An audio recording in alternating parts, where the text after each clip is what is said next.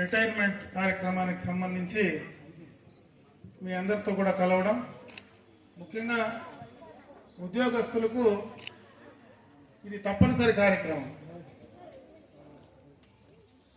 ఎప్పుడో ఒకప్పుడు జీవితంలో ఉద్యోగంలో చేరిన తర్వాత రిటైర్ కావడం కూడా సహజం.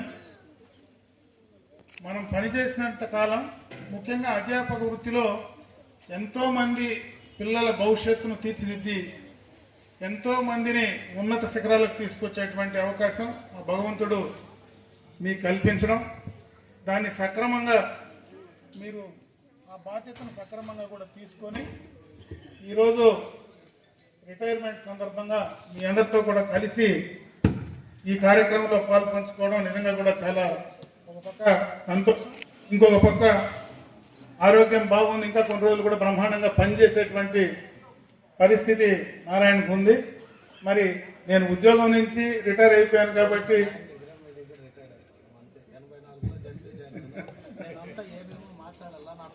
నువ్వు మాట్లాడు.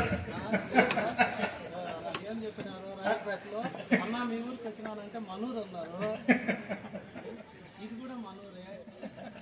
అందుకే రిటైర్మెంట్ అయిపోయింది కదా, నాకు ఇంకా బాధ్యతలు లేవనుకోకుండా ఇంకా చాలా కార్యక్రమాలు చేయడానికి ఆ భగవంతుడిని మంచి ఆరోగ్యం ఇచ్చాడు. అదే విధంగా మంచి ఆరోగ్యంతో మంచి ఐశ్వర్యంతో ఇంకా పిల్లల భవిష్యత్తును తీర్చిదిద్దడానికి కానీ సంఘంలో అందరి కోసం పనిచేయడానికి కానీ తప్పనిసరిగా కూడా ముందుండాలని చెప్పి నేను మనస్ఫూర్తిగా కూడా నిన్ను కోరుకుంటూ, ఎందుకంటే చిన్నప్పటి నుంచి ఎప్పుడు నేను చౌడేపల్లికి పోయినా